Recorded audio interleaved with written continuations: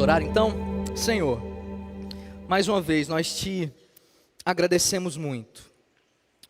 Nosso coração nessa manhã se enche de alegria por essa data especial para nós. Ela é especial de fato, Senhor. Nós queremos trazer ao nosso coração essa verdade. Com toda a igreja que celebra anualmente, há mais de 2000 anos, Senhor. Essa data que dividiu o mundo em duas épocas. O Senhor nasceu. Como isso, Senhor, pode ser possível? O Deus que criou o mundo, as galáxias mais distantes, com o poder da sua voz, do seu hálito, esse verbo se fez carne e habitou entre nós. E não só isso, mas nós vimos com seus discípulos essa glória, uma glória diferente de qualquer outro rei, de qualquer pretenso líder e salvador, a glória que só podia ser do unigênito do Pai. O Senhor nasceu entre nós. O Senhor escolheu nascer de um jeito específico e especial, e o Senhor nos ensina, desde antes do teu nascimento, a sermos verdadeira humanidade, povo do Senhor, separados para o Senhor e para a tua glória, incluídos no teu reino. Então nessa manhã,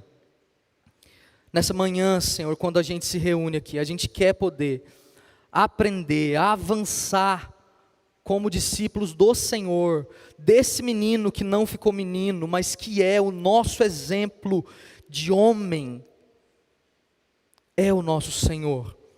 Nós queremos aprender contigo e colocar o nosso coração no ritmo, no calendário da tua vida, Senhor, para experimentarmos desde o Natal, para um ano que chega, mais sobre o Senhor e sobre nós mesmos.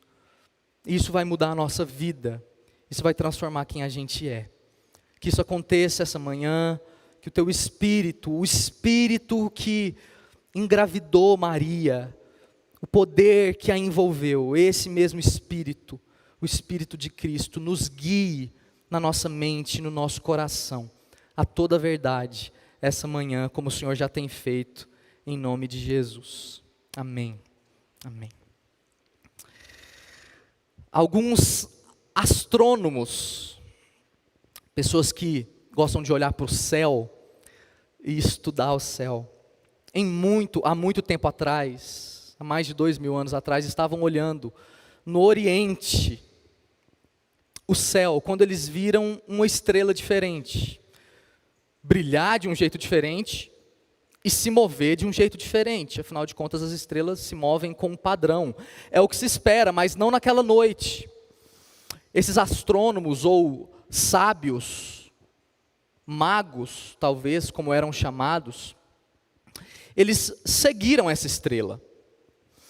E seguiram por uma caminhada longa, provavelmente, uma viagem difícil, até que chegaram a uma cidade, a cidade de Jerusalém. Vocês conhecem essa história, não é? E quando chegaram em Jerusalém, eles perguntaram para os governantes, especificamente para o rei daquela época, o rei Herodes, onde o rei dos judeus iria nascer. E eles disseram: a gente acompanhou uma estrela diferente. De algum modo, então, eles identificaram que isso era um sinal. E quando chegaram a essa cidade, onde a estrela parou primeiro, isso está registrado em Mateus capítulo 2, eles perguntaram para o rei Herodes, onde o rei dos judeus vai nascer? Você já parou para pensar nessa pergunta? Pessoas que eram de outra região, chegam até um rei e perguntam para o rei, diante do rei, onde o rei nasceria. Quão afrontosa é essa pergunta? Para Herodes, era muito afrontoso chegar diante do rei e perguntar onde o rei de verdade nasceria. A gente conhece essa descrição do primeiro Natal. E aí Herodes chama os líderes judeus, os sacerdotes, e pergunta para eles, qual é a resposta dessa questão? Onde o rei de verdade deveria nascer? E o que os sacerdotes respondem? Respondem com um texto da Bíblia. Um texto de um profeta, o profeta Miqueias. Vamos abrir lá? Miqueias capítulo 5. No Antigo Testamento, os sacerdotes respondem a essa pergunta, sobre o plano de Deus para o nascimento do verdadeiro rei. Miqueias 5, dos versículos 2 a 5. Quanto tempo você não abre no livro do profeta Miqueias, hein? Profeta Miqueias, capítulo 5, versículo 2. Diz assim, olha só a resposta dos sacerdotes. Literalmente, eles disseram isto. Mas tu, Belém Efrata, embora pequena entre os clãs de Judá, de ti virá para mim aquele que será o governante, o rei sobre Israel. Suas origens estão no passado distante, em tempos antigos. Por isso, os israelitas serão abandonados até que aquela que está em trabalho de parto dê à luz. Então o restante dos irmãos do governante voltará para unir-se aos israelitas. Ele se estabelecerá e os pastoreará na força do Senhor, na majestade do nome do Senhor, o seu Deus. E eles viverão em segurança, pois a grandeza dele alcançará os confins da terra. Ele será a sua paz. Um texto antigo, que revela um plano antigo, de onde o verdadeiro governante, aquele que tem poder e domínio sobre as coisas, nasceria. Qual é o restante daquela história? Herodes então manda os cientistas, sábios, magos,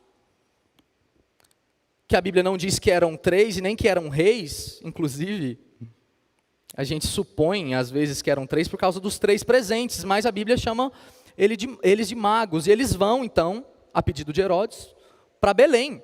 Essa era a resposta, Belém Efrata. Efrata é um jeito antigo de se referir a Belém, tem mais a ver com a dinastia davídica, de onde a sua família teve origem. Então os magos vão, a estrela para de novo sobre Belém, eles encontram um bebê, ou talvez uma criança pequena já, afinal de contas a viagem poderia ter durado anos, e entregam os seus presentes, e a Bíblia diz, em Mateus capítulo 2, que eles adoram a Jesus.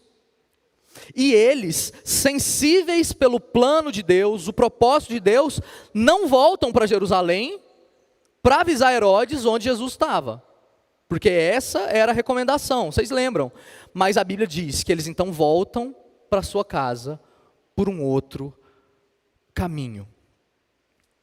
Deus sempre planejou os seus propósitos. Deus nunca improvisou com a história.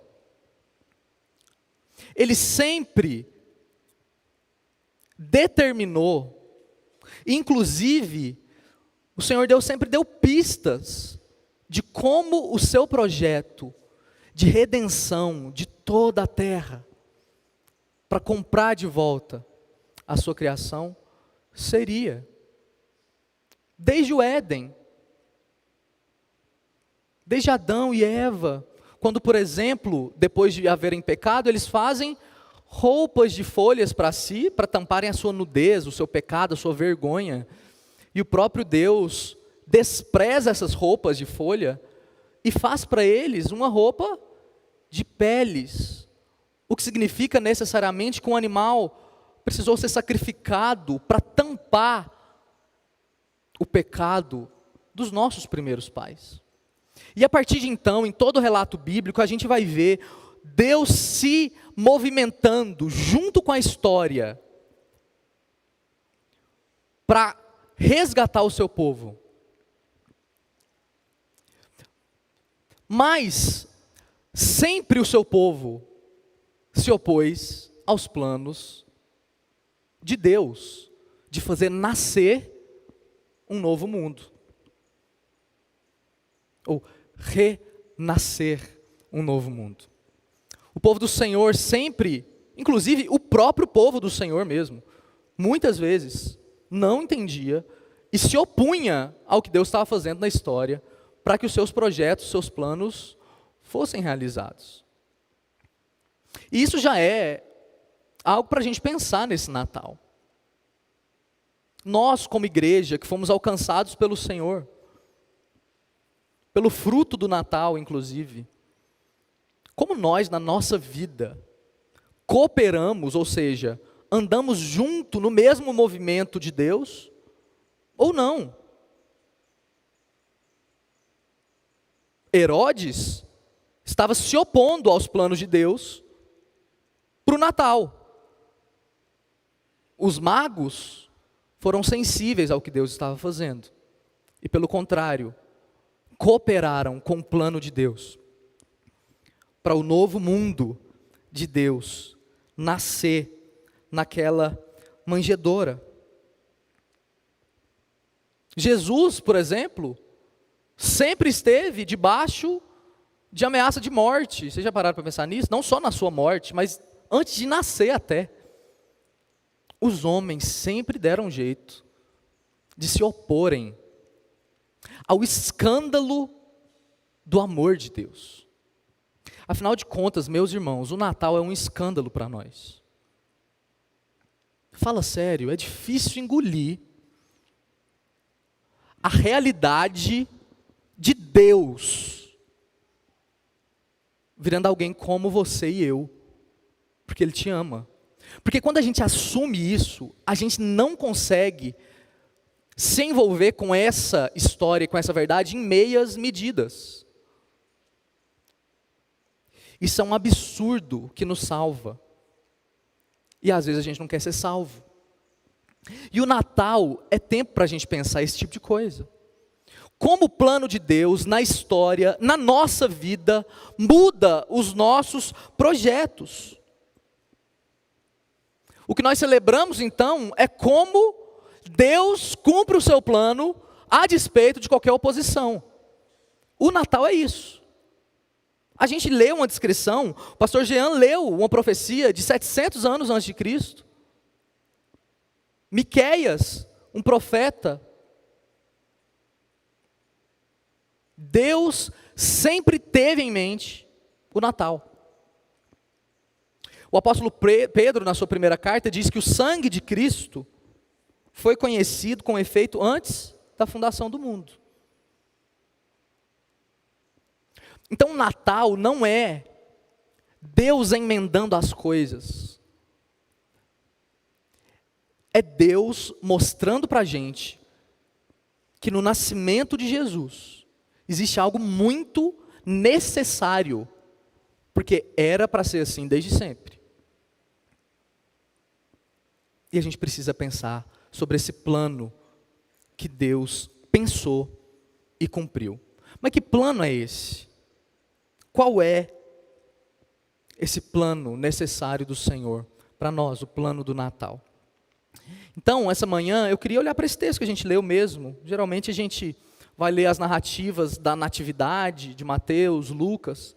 Mas eu queria pensar com vocês, a partir desse texto antigo, antes do Senhor Jesus nascer, qual é, ou quais são as características desse plano do Senhor, do Natal para nós. Afinal de contas, se a gente olhar para o que o Senhor planeja, sempre o que Ele planeja é o que Ele cumpre. Então, tanto faz, a gente lê o antigo ou a realidade do nascimento de Jesus, porque elas vão ser a mesma coisa de verdade para nós, diferente da gente que planeja e cumpre diferente. Então vamos olhar para esse texto de Miqueias capítulo 5 e perguntar: que plano é esse de Deus para nós? E a primeira coisa no versículo 2 é que esse plano é tanto temporal quanto eterno também. Esses contrastes fazem parte. Olha só o que diz o versículo 2 de novo. A profecia diz: mas tu, se referindo a uma cidade, conversando com a cidade, Belém, Efrata, embora pequena entre os clãs de Judá, de ti virá para mim aquele que será o governante sobre Israel. As suas origens estão no passado distante, em tempos antigos. Essa é uma primeira realidade.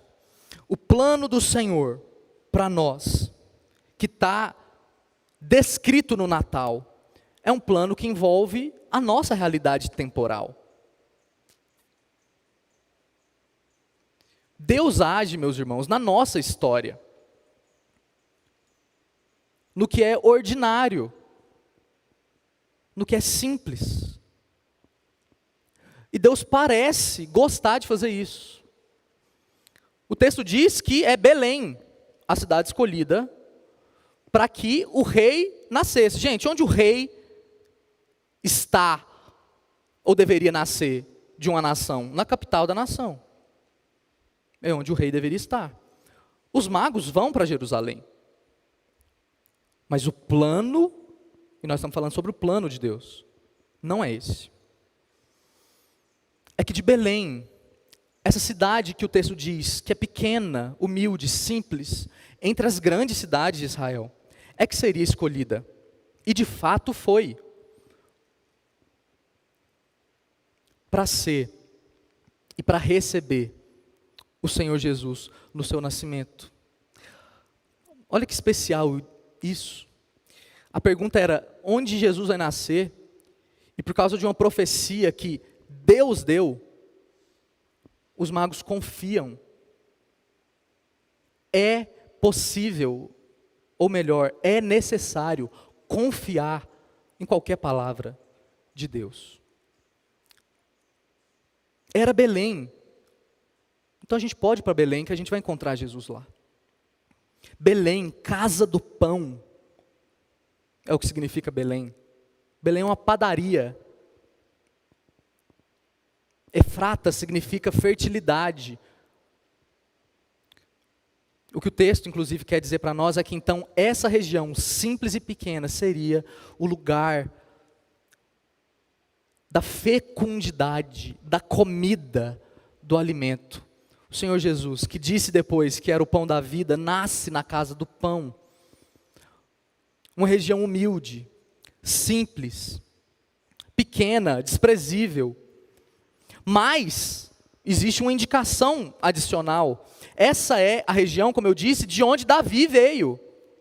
A indicação então é que esse rei seria rei por direito da linhagem de Davi. Deus prometeu a Davi, e o plano não muda, lembram? Desde o Éden, Deus prometeu que o rei que reinaria sobre Israel e o seu domínio não teria fim, seria filho de Davi. A profecia está lembrando isso. Então Deus, meus irmãos, age de modo temporal e histórico até. Essa ideia de que a nossa vida com Deus é espiritualizada, no sentido ruim da palavra, ou seja, meio mística, etérea, a gente não consegue pegar as coisas, sabe isso? E a gente tem isso às vezes, a gente pensa assim.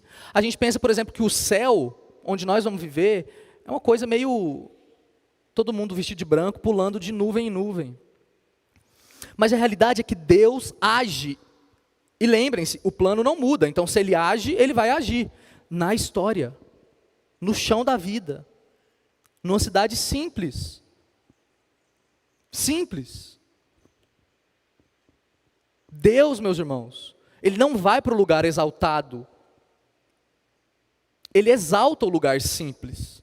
E é porque Deus está no lugar, é que o lugar se torna importante. E não o contrário.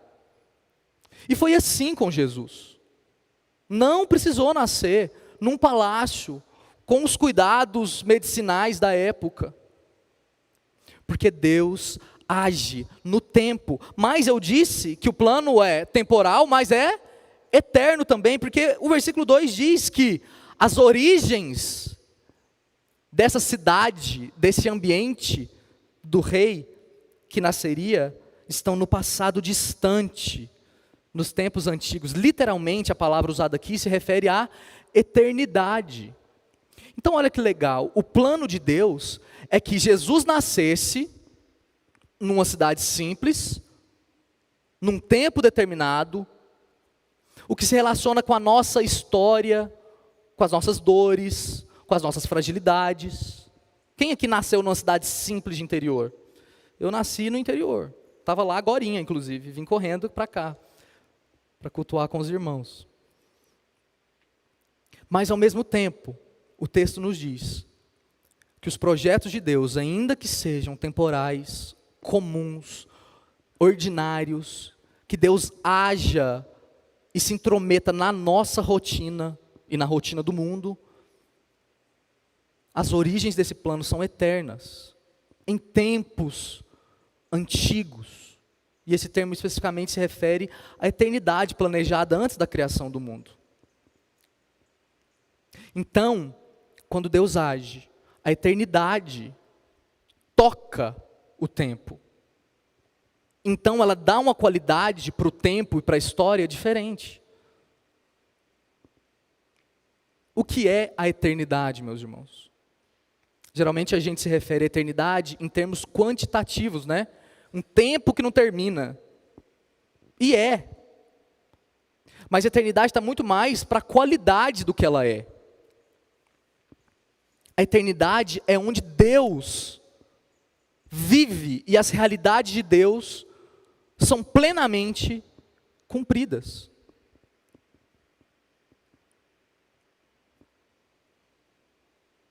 Então, inclusive a gente pensa isso sobre profecia, inclusive, né?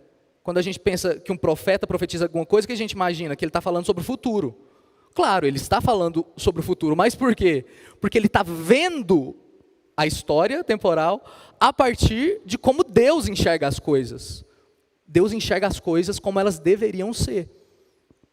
Então ele profetiza. E ele diz sobre o passado, sobre o presente e sobre o futuro. Então, esse é um primeiro aspecto do Natal que ensina a gente. O Natal é um plano de parto do mundo do Senhor, que é temporal, mas que também é eterno. Que toca a nossa realidade, mas que é muito mais do que isso.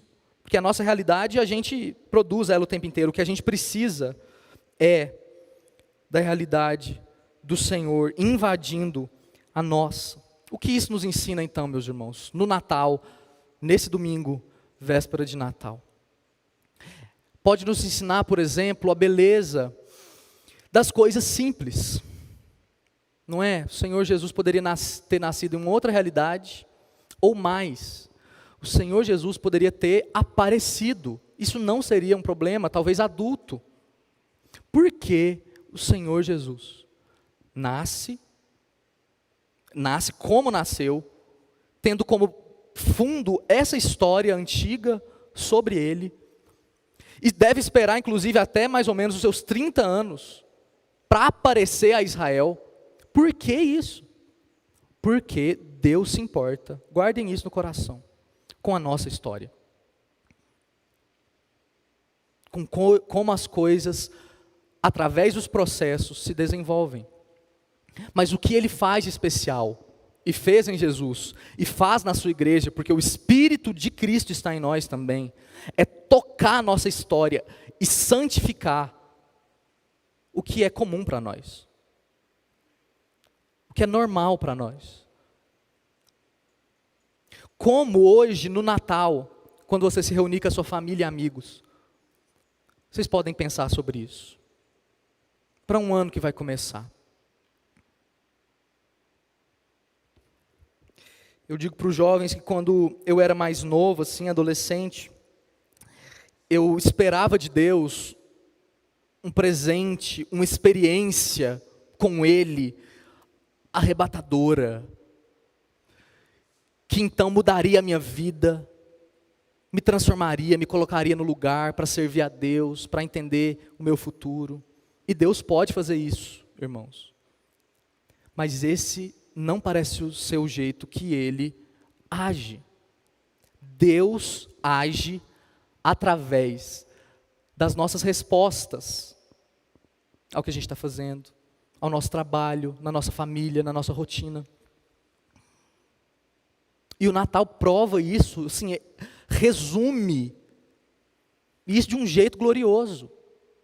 O plano de Deus para o Natal, para nós, é algo que envolve o nosso tempo, mas em que a eternidade invade e dá significado para isso. Como na sua celebração hoje à noite, isso pode acontecer? Como Deus pode transformar aquilo que talvez você faz há anos, todo dia 24 de dezembro. E como naquela noite de Belém, simples, junto com animais, e a gente não precisa romantizar essas cenas, como hoje à noite, como naquela noite, Deus pode tocar com a eternidade o nosso tempo e nos mostrar o verdadeiro significado disso que nós estamos fazendo. O Natal é sobre o plano que Deus pensou para o tempo, na eternidade, e que aconteceu a despeito de qualquer oposição. Como isso dá segurança para a gente, sendo que nós também, por adoção, somos filhos do mesmo Pai de Jesus. O que Ele pensou para nós, meus irmãos, vai acontecer. E essa é uma segurança para a gente. Uma segurança para nós. Quer isso seja dor e sofrimento, ou Maria não sofreu, ou Jesus não sofreu. Mas eles estavam no curso da sua história, cumprindo o plano de Deus para ele. Então, nesse primeiro aspecto, a gente percebe duas coisas muito centrais para a nossa fé. A humanidade de Jesus demonstrada no tempo, no espaço, mas também a sua divindade, que é realidade desde a eternidade. Jesus, a nossa salvação, completamente humano, completamente divino. É essa mistura de eternidade e de tempo que é o sentido principal do Natal. Mas o texto continua. É uma forma de descrever o plano de Deus para o Natal. Nos versículos 3 até o 5, a primeira parte, a gente vai ver outro aspecto, outra dupla de aspectos do plano de Deus para nós no Natal. É que esse plano também é rejeitado, mas ao mesmo tempo ele é estabelecido. Vamos ler com atenção o versículo 3 até o versículo 5. Por isso, os israelitas serão abandonados, até que aquela que está em trabalho de parto dê a luz. Então o restante dos irmãos do rei, do governante, voltará para se unir aos israelitas. Ele se estabelecerá e os pastoreará na força do Senhor, na majestade do nome do Senhor, o seu Deus, e eles viverão em segurança, pois a grandeza dele alcançará os confins da terra, ele será a sua paz. Então, se por um lado o plano de Deus do Natal é temporal e eterno, ele é também um plano que é rejeitado primeiramente e depois é estabelecido, porque ele precisa ser estabelecido, porque ele foi pensado por Deus. E por ser temporal, inclusive, é que ele é rejeitado. A gente percebe isso desde o início. Desde Adão e a sua família. Já no capítulo 11 de Gênesis, o povo está lá tentando construir um edifício que toque o céu, para a grandeza do seu nome, contra o que Deus havia dito, que eles deveriam se espalhar sobre a terra. Deus já havia julgado a terra no dilúvio. Adiante, com Abraão e a sua família, o tanto de problema. o próprio Israel que recebe a lei de Deus, ou seja, Deus explicando, explicadinho o que era para acontecer. O povo se opõe a isso, rejeita o plano de Deus para a sua própria salvação. E é o que acontece, inclusive nessa época em que Miqueias está profetizando. Israel está indo para o exílio babilônico, porque rejeita, inclusive, as promessas do Messias, que o salvaria, do verdadeiro rei. Mas a gente estender isso, a gente vai chegar no cativeiro de toda a humanidade, que está debaixo do poder da morte, do pecado. O cativeiro de Israel do Antigo Testamento é só um modelo, assim como a escravidão no Egito, de uma escravidão muito mais profunda, de que a gente não tem poder para se libertar, a gente precisa de uma intervenção externa para a nossa salvação. Mas o texto diz, no versículo 3 que a gente leu, que esses israelitas, ou seja, o povo de Deus, lembrem-se, a igreja é o verdadeiro Israel, os filhos de Abraão, de verdade, pela fé. Então a gente pode aplicar isso a nós. Os israelitas serão abandonados, porque eles rejeitam esse plano histórico mais eterno de Deus. A gente pode, vocês já pararam para pensar nisso, na seriedade disso, que a gente pode se opor ao que Deus está fazendo, inclusive para o nosso benefício, e Deus, do modo santo e muitas vezes escondido, que pertence só a Ele, que governa a história, respeitar a nossa oposição ao que Ele está fazendo. Ai de nós, meus irmãos, como igreja, de vivermos isso, de Deus deixar a gente lançados à nossa oposição a Ele, enquanto Ele quer se mover a nosso favor. Os israelitas foram abandonados, porque desprezaram o plano de Deus de costurar a história e de resolver as coisas. Mas a igreja também, muitas vezes, distantes do Senhor, não a igreja de fato, mas o povo que conhece a Deus de algum modo, se rebela ainda contra o Senhor. Porque aqui em Miqueias não era Herodes que não conhecia a Deus, que estava se opondo a Deus, mas eram os próprios israelitas, que precisaram ser castigados por Deus, para entenderem o plano de Deus. E isso se estende até nós. Existe algo muito interessante das profecias, olha só, que você pode olhar as profecias com um cumprimento não só mais imediato, porque de fato Miqueias estava profetizando aos israelitas que estavam no cativeiro babilônico. Mas como uma montanha que você olha de frente e não vê o que está atrás dela, essa profecia pode se cumprir de novo, de um modo ainda mais abrangente, depois. E é o que acontece com a igreja. Então se você está vendo a montanha de lado assim, ó, você vai ver duas, né? Mas se você virar assim, ó, você vai ver só uma e não o que está atrás. E as profecias meio que funcionam assim. Elas têm um cumprimento imediato e tiveram para Israel, mas elas transpõem isso para a igreja de um modo muito mais profundo, de modo que a salvação que vem do Natal é a salvação necessária que nós precisamos contra a nossa oposição. Quando a gente estava abandonado, porque nós abandonamos o plano de Deus. Mas o texto diz que isso acontece só até que aquela que está em trabalho de parto dê à luz.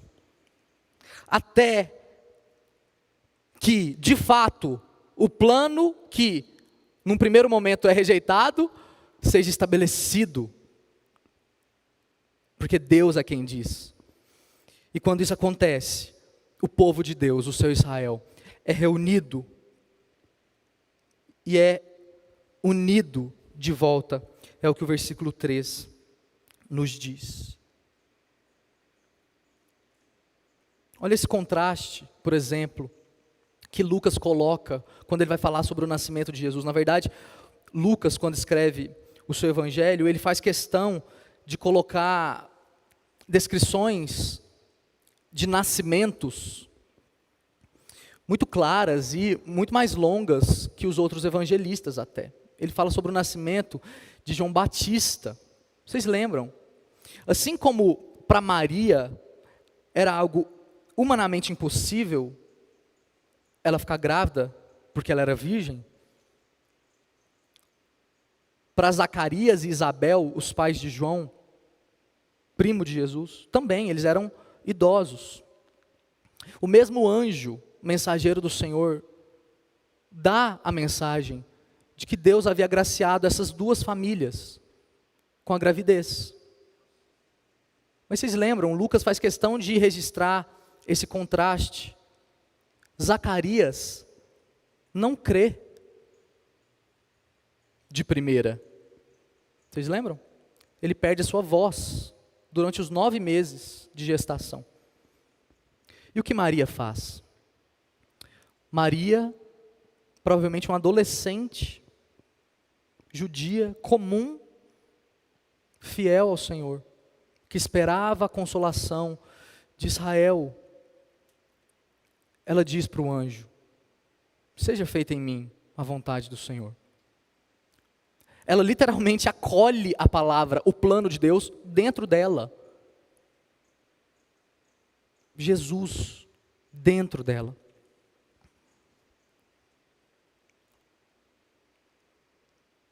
Nós podemos, meus irmãos, responder dessas duas formas ao que Deus continua fazendo, ao seu plano. Plano de Natal. Acolher o que quer que seja, em quaisquer condições que sejam. Uma menina nova, que foi, e provavelmente foi mesmo, julgada por uma gravidez, que teve que fugir com seu marido para o Egito, por ameaça de morte, que recebeu a mensagem de que ela estava grávida, mas que um dia uma espada atravessaria a sua alma, por conta daquele filho. Ela viu esse menino sofrer.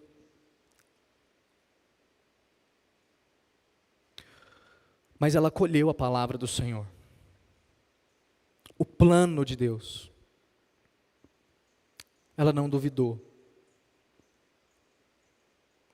O plano de Deus então é tanto temporal quanto eterno, mas ele é e pode ser rejeitado, mas ele vai ser cumprido.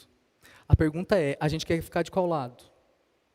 Daqueles que rejeitam, mas que no final das contas também vão ver o plano do Senhor ser cumprido, ou daqueles que a qualquer custo se colocam junto ao que Deus está fazendo, para fazerem com Deus o que Deus está fazendo.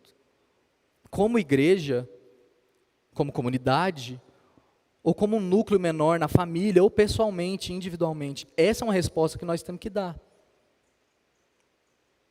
Porque o plano de Deus não termina no Natal, ou ainda mais, não termina na ressurreição de Jesus. O plano de Deus está em curso ainda, meus irmãos, enquanto nós celebramos ano após ano o Natal. Deus está planejando e fazendo cumprir a sua vontade ainda.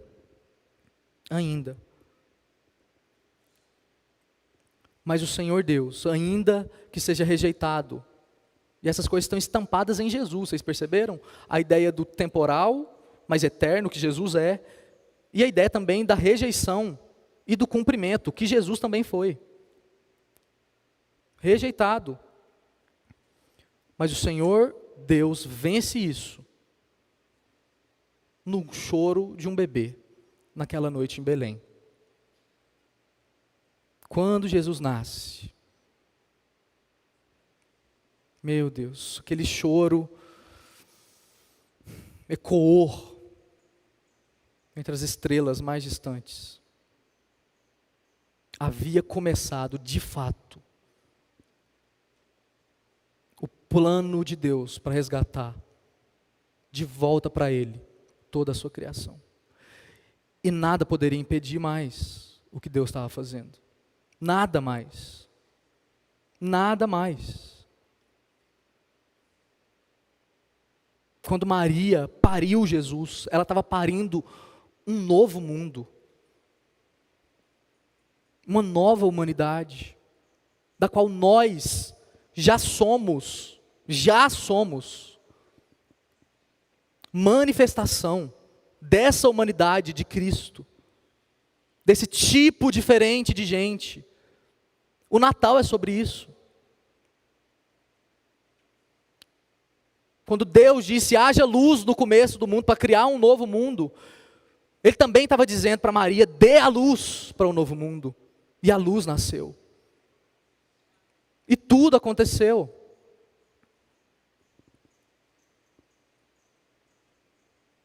Esse é o plano do Senhor, que nós estamos envolvidos nele. É isso que nós celebramos no Natal. O início do começo do plano que começa a ser cumprido. E notem, se é verdade o Natal, e se nós celebramos com certeza e fé no nosso coração, de que Deus pisou na terra onde a gente pisa, então a gente pode confiar de que aquilo que Ele disse que vai ser o fim, vai ser o fim. Esse mesmo bebê que nasceu de forma simples, não vai voltar de forma simples da segunda vez. Todo olho verá,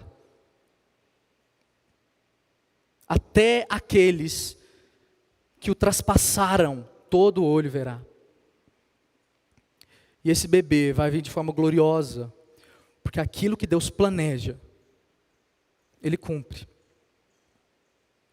E nós podemos confiar. Nós podemos confiar no Senhor.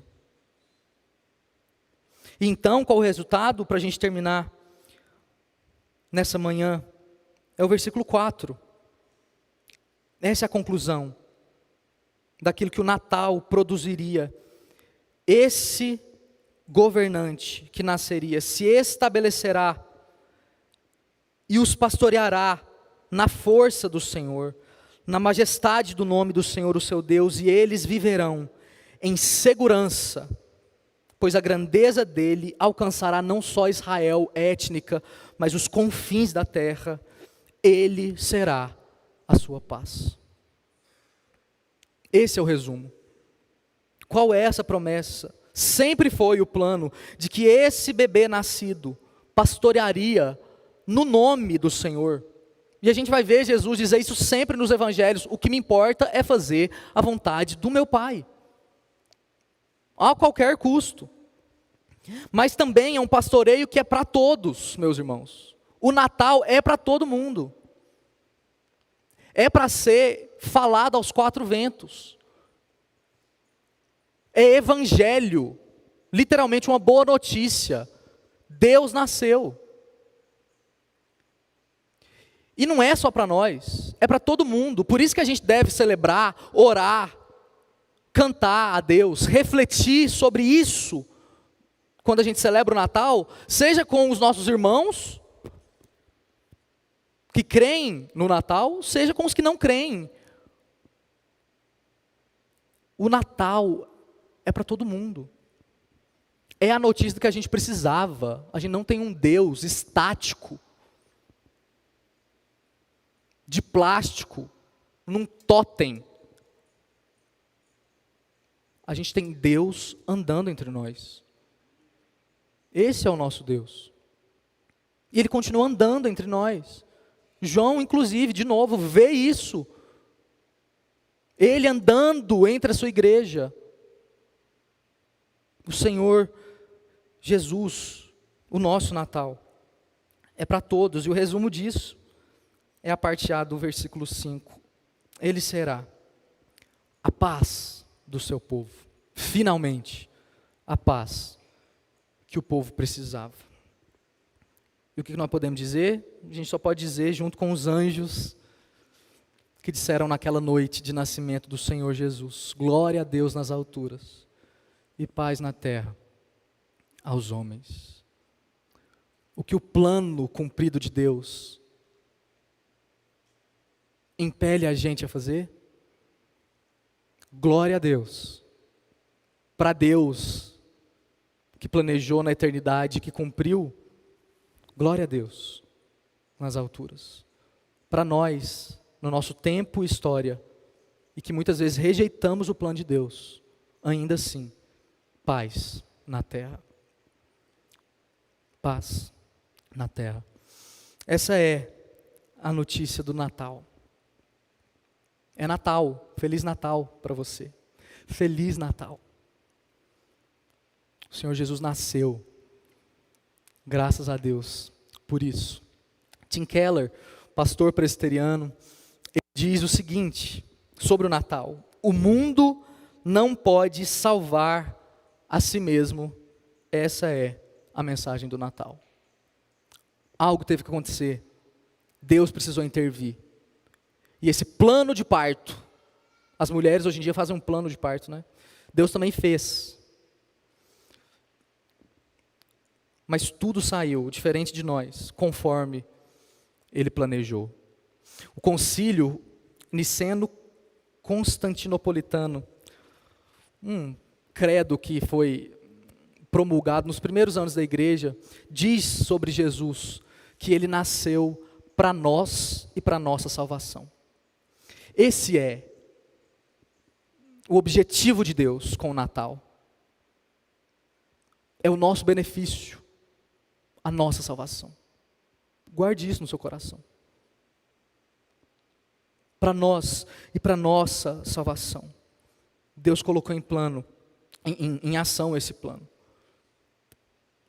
Os magos agiram em favor, Herodes contra.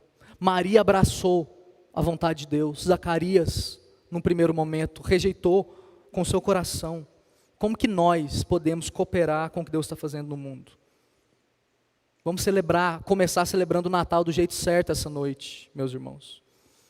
O Natal é um plano cumprido de Deus para nós, que depois que começou, não tem volta mais. Assim como tudo que Deus faz. Mas Ele é para nós e para nossa salvação. O mundo não é mais o mesmo, porque esse plano está em curso. A gente precisa abraçar isso. Amém? Miqueias não queria divertir Israel com a previsão do futuro, como eu disse. Uma profecia precisa ser abraçada como palavra de Deus. Precisa ser recebida. Esse plano do nascimento do Senhor Jesus era também para Ele um plano de morte, necessariamente. De dor, de humildade. E Ele cumpriu até o final. O Natal também fala para nós da morte do Senhor Jesus. Mas uma morte que não pôde conter a vida que nasceu, porque de novo, ainda que por um tempo o plano de Deus seja rejeitado, ele precisa ser estabelecido, porque ele foi pensado na eternidade. E então no terceiro dia, o Senhor Jesus volta à vida. Como é possível Deus morrer, meus irmãos? Esse é um paradoxo misterioso e glorioso da teologia, que a gente não quer resposta, que a gente só se gloria. Deus nasceu, Deus morreu. Mas quando Ele nasce de novo, vive na sua ressurreição, a sua igreja vive com Ele. O plano do Natal é um plano de redenção de todas as coisas. Quando a gente abraça o que Deus faz na nossa vida, talvez a gente esteja abraçando, meus irmãos, a nossa morte. Mas com Deus, a morte nunca tem a palavra final. Deus é Deus de vivos, não de mortos. Deus enxerga a vida e vivifica o que quer que ele toque. E foi assim que aconteceu com a gente. O Verbo se fez carne e habitou entre nós. E nós vimos a sua glória. Glória como Filho único do Pai, para nós e para nossa salvação. Israel não recebeu esse plano, mas nós como igreja, nós queremos abraçar o plano de como Deus pariu um novo mundo e nos inseriu nessa história. Isso é Natal. Amém? Vamos orar? Senhor Jesus, nós queremos nessa manhã, nesse dia, celebrar com toda a nossa alegria, o nascimento como nosso, como nós experimentamos do Senhor. Nós podemos confiar, Senhor Jesus, que o Senhor sabe quem nós somos, o que nós passamos, porque desde o primeiro momento o Senhor foi concebido e nasceu, como todos nós aqui. O Senhor conhece o nosso coração, o Senhor sabe quem nós somos. Então nós queremos, Senhor, abraçar o nascimento do Senhor, não só junto aos animais, numa manjedoura, sendo rejeitado até no lugar onde o Senhor nasceria, mas nós queremos abraçar o teu nascimento em nós, dentro de nós. Seja o nosso coração essa manjedoura, seja a nossa vida, Senhor, a nossa família, a nossa igreja, esse lugar de simplicidade, humildade, esse lugar que testemunha do comum, mas do eterno misturado no que é ordinário. Seja a nossa igreja esse ambiente onde o Senhor nasce, onde os planos eternos do Senhor, ainda que rejeitados por um momento, são cumpridos, são estabelecidos, Senhor. Nós queremos celebrar. Hoje sim, Senhor, nós queremos descansar no amor que o Natal produz, na graça testemunhada pelo nascimento do Senhor. Que esse plano de parto neonatal seja o que a gente abrace, experimente, deseje para nós, para os nossos. Nós queremos celebrar, Senhor, inclusive quando novos bebês nascem entre nós. O Senhor sempre age e começa, Senhor, novos processos quando novos bebês nascem. Então, dê bebês para a nossa comunidade, inclusive. Nós queremos celebrar com toda alegria que hoje é Natal e que para sempre, nós celebremos o nascimento do Senhor para nós e para a nossa salvação. Nós oramos em nome de Jesus. Amém.